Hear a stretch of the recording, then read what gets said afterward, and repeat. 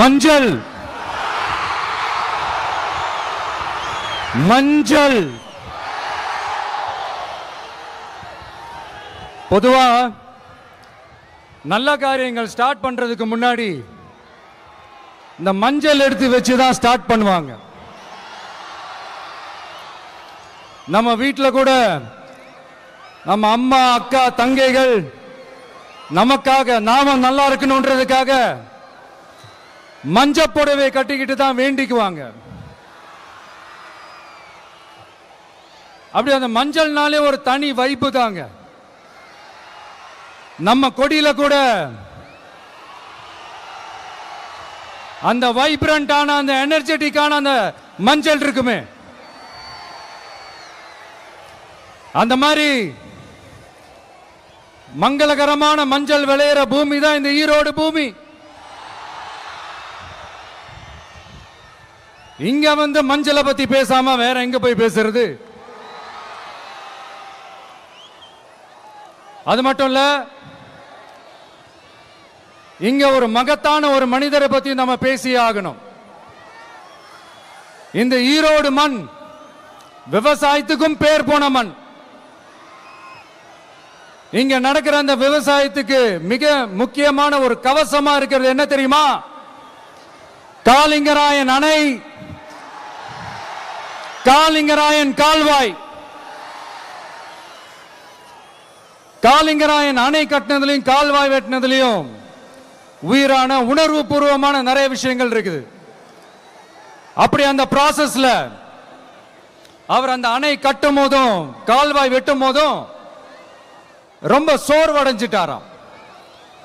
அப்ப அவங்க அம்மா அதை பார்த்துட்டு சொன்னாங்களாம், மகனே காளிங்கா, தயிர் வித்த காசு தாழ்வாரம் வரைக்கும் இருக்குது, மோர் வித்த காசு முகுட வரைக்கும் இருக்குது, அதை எடுத்துக்கிட்டு போய் அணைய கட்டியா கால்வாய வெட்டியான்னு சொல்லி தைரியம் கொடுத்தாங்களாம். பெத்த அம்மா கொடுக்கிற அந்த தைரியம் இருக்கு பாருங்க, அதை தாண்டி வேற எதுவுமே கிடையாதுங்க. ஒரு மனுஷனால எதையும் சாதிச்சு காட்ட முடியும். அப்படி ஒரு தைரியத்தை தான் இப்ப நீங்க என்னுடைய அம்மா அக்கா தங்கைகள் நண்பா நண்பிகள் தோழர்கள் எல்லாரும் எனக்கு கொடுத்திருக்கிறீங்க. அதே தைரியத்தை, அதே துணையா என் கூட நிக்கிறீங்க. இதை எப்படி நம்ம பிரிச்சு விடலாம்? இதை எப்படி நம்ம கெடுக்கலாம்? என்னெல்லாம் அவதூறுகள் நம்ம விஜய் மேல சொல்லி மக்களை நம்ப வைக்கலாம்? என்னெல்லாம் சூழ்ச்சிகள் நம்ம விஜய் மேல பண்ணி மக்களை நம்ப வைக்கலாம்? இப்படி சூழ்ச்சிகளை மட்டுமே நம்பி குழப்ப நடத்துற சில சூழ்ச்சிக்கார கூட்டங்கள் இதை தொடர்ந்து செஞ்சுக்கிட்டு தான் இருக்கு. ஆனா அவங்களுக்கு தெரியாது, இது இன்னைக்கு நேத்து வந்த உறவு இல்ல. கிட்டத்தட்ட 30-33 வருஷத்துக்கு மேல இருக்கிற உறவு. ஏன் நான் சினிமாவுக்கு வந்தப்போ எனக்கு வயசு 10, அப்பல இருந்தே இந்த உறவு ஸ்டார்ட் ஆகி போயிட்டு இருக்குன்னு அவங்களுக்கு தெரியாம போச்சு. அதனால என்ன பண்ணாலும், நீங்க என்ன ட்ரை பண்ணாலும், எல்லாத்தையும் விட்டுட்டு மக்களுக்காக வந்திருக்கிற இந்த விஜய மக்கள் ஒரு நாளும் கைவிட மாட்டாங்க. மக்கள் கூடவே நிக்கிறாங்க, கூடவே நிப்பாங்கன்னு அவங்களுக்கு தெரியாம போச்சு. என்னப்பா நிப்பீங்கல்ல? உங்களை நம்பிதாப்பா வந்திருக்கிறேன். அதான் இந்த சத்தம் தாங்க வாழ்நாள் பூரா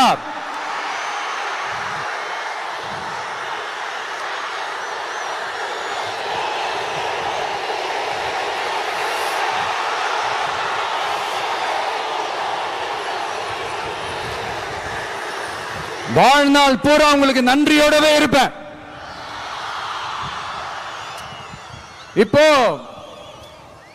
நம்ம காளிங்கராயன் அவர்கள் அணையை கட்டுறதுக்காக பவானிக்கு போய் பார்க்கும்போது ஒரு இடத்துல ஒரு பாம்பு வந்து உட்கார்ந்துச்சான், படுத்துச்சான். அது படுத்த இடத்துல தான் அவர் அணையை கட்ட ஸ்டார்ட் பண்ணாராம். அப்புறம் அந்த பாம்பு வளைஞ்சி நெளிஞ்சி போற இடத்துல எல்லாம் கால்வாயை வெட்டினார்னு சொல்லி சில வாய்மொழி கதைகள்லாம் சொன்னாங்க.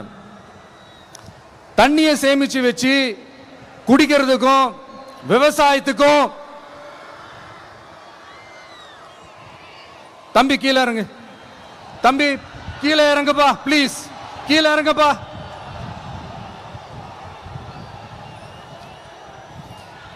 Okay, thank you thank you. கீழே இறங்குங்க, கீழே இறங்குப்பா. நீ இறங்கினாதான் முத்தம் கொடுப்பேன்.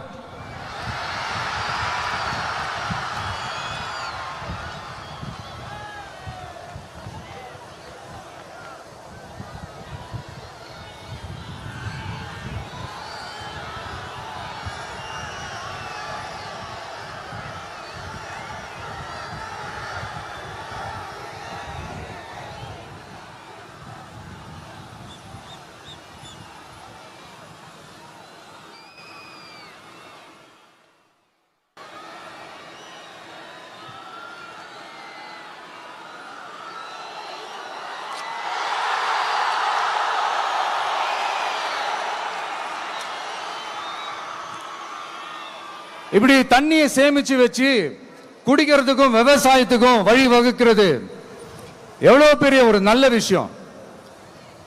சோ இந்த மாதிரி நல்ல விஷயங்கள்லாம் செஞ்சிட்டு கதைகள் சொன்னா பரவாயில்ல, எதுவுமே செய்யாம கதைகளை மட்டும் அடிச்சு விடுறது எப்படி?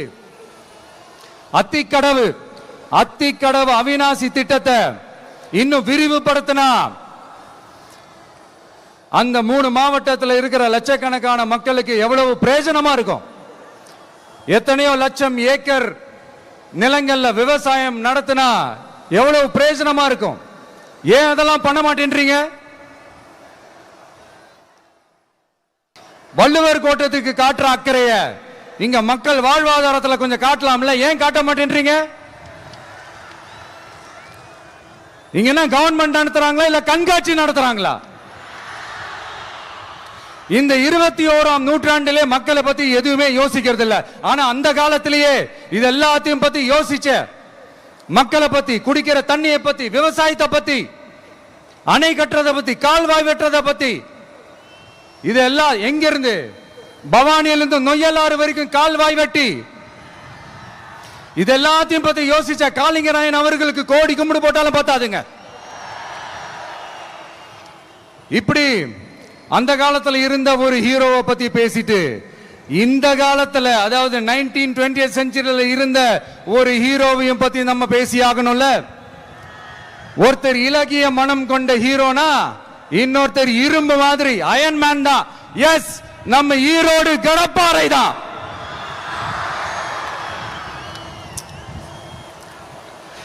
ஒட்டுமொத்த தமிழ்நாட்டையே திருப்பி போட்ட சீர்திருத்த நெம்புகோல் ஈரோடு மாவட்டத்தில் பிறந்த அவர்தான். இந்தியாவுக்கே இடஒதுக்கீடு சம்பந்தமான அரசியல் சட்டத்தை திருத்தறதுக்காக போராட்டம் நடத்தினவர் யாரு? நம்ம தந்தை பெரியாரு. 100 வருஷத்துக்கு முன்னாடியே வகுப்பு வாரி பிரதிநிதித்துவம் வேணும்னு கேட்டவர். அன்னைக்கும் சரி இன்னைக்கும் சரி ஒரு ஆச்சரியத்தோட பார்க்கக்கூடிய ஒரு மனிதர், நம்மளுடைய கொள்கை தலைவர். அப்ப அண்ணாவும் எம்ஜிஆரும் யாரு? பெரியார் அவர்கள் கிட்ட இருந்து எங்களுக்கு தேவையான கொள்கைகளை எடுத்துக்கிட்டோம். அவரை ஃபாலோ பண்ற, அவரை வழிகாட்டி ஏத்துக்கிட்ட அண்ணா அவர்கள் கிட்ட இருந்தோம், எம்ஜிஆர் அவர்கள் கிட்ட இருந்தோம் தேர்தல் அணுகுமுறையை எடுத்துக்கிட்டோம். அண்ணாவும் எம்ஜிஆரும் தமிழ்நாட்டோட சொத்து. அவங்கள பயன்படுத்துறத பத்தி யாரும் இங்க கம்ப்ளைண்ட்லாம் பண்ண முடியாது. அண்ணா எங்களோடது, எம்ஜிஆர் என்னோடது, எங்களோடது, நீங்களா எடுத்துக்க கூடாது அப்படிலாம் யாரும் இங்க அழுதுட்டு இருக்க முடியாது, சொல்லிவிட்டேன். அதனால நாங்க ஒரு